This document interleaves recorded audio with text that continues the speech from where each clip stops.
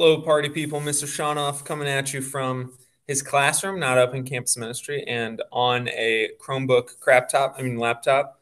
Um, so hoping that this video works, hoping it's high quality, but we'll see.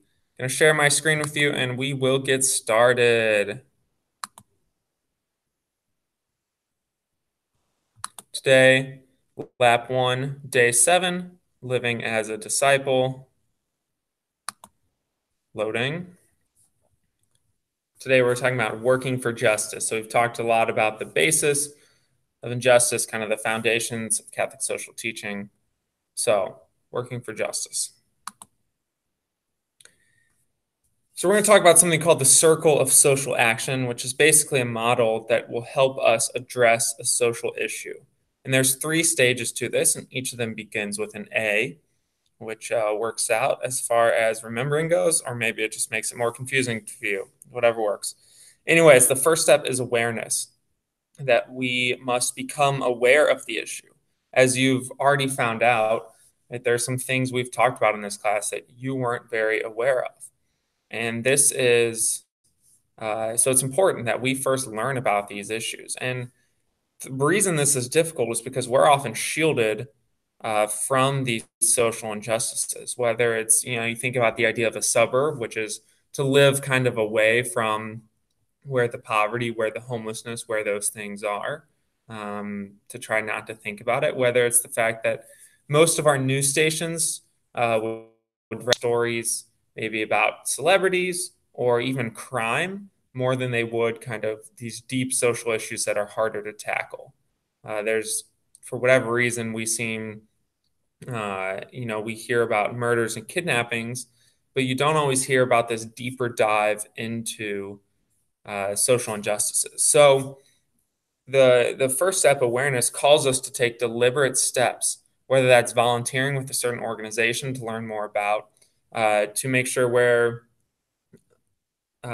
taking in reliable sources of media, maybe to view some documentaries. Netflix has a lot of awesome documentaries that can really delve into some of these social injustices and really open your eyes to kind of what's actually going on in the world. So step 2 is analysis. Now, analysis calls us to actually research the issue, to learn more about it. Once we become aware, to kind of delve even deeper. And there's 2 traps in this stage. And the first is to just be overwhelmed and thus do nothing. You might have felt that way when you learned about kind of the sweatshops of just this, oh, there's too much here, I can't do anything, and just try to forget about it. But there's a second trap as well, and that's simply to rush to act without planning, to kind of be, to not take time to really consider, to not take time to really think about what the best way to attack this problem is. So ask questions. What are the primary causes? What role do I have in this injustice? How can justice be achieved? What can I do?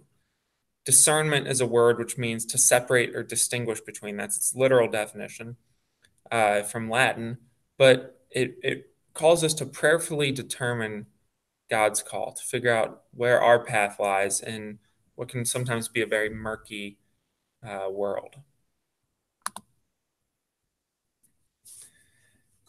And finally is the third stage. And there's 2 forms of social action. These are going to be important. We'll talk about these a lot in class. And they are works of charity, which is a social action that is a direct response to someone in need. So this is to provide the suffering with immediate assistance. It addresses the symptom or the effect. For example, a homeless shelter, a soup kitchen. Those help people who are in immediate need.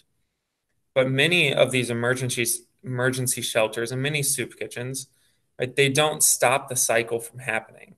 They make sure that people don't die. They make sure people have shelter. They make sure people have food. But that's where works of justice come in. Works of justice are social actions that seek to transform structures of sin.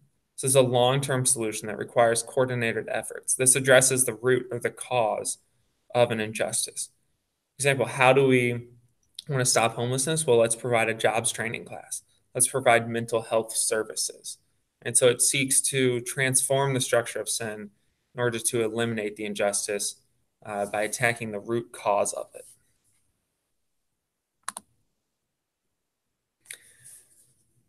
Okay, this is from US Catholic. They're talking about works of charity versus works of justice and how works of justice seem to be more controversial. So I'd like you to read this and then be ready to answer a question about it.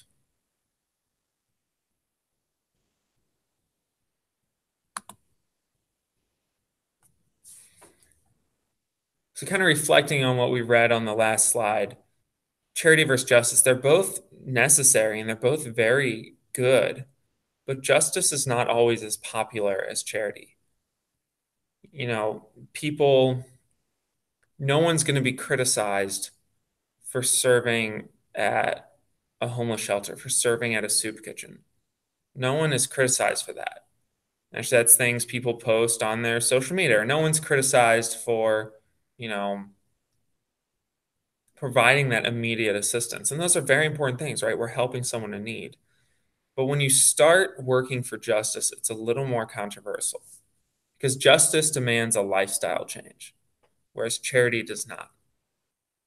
And justice demands a lifestyle change. Charity does not. So if we were to use the sweatshop example, right, it'd be if you held a drive and you decided to donate that money to an organization that deals with it, most people would not be upset about that. But if you started trying to get IWA's t-shirts to come from a different source, from a more ethical source, that might ruffle some feathers. Um, Charity is a very good thing, but it's dangerous when we hide behind it. It's dangerous when we hide behind acts of charity and never ourselves experience that conversion or that lifestyle change that pushes us to transform those structures of sin rather than just to deal with the effects of it.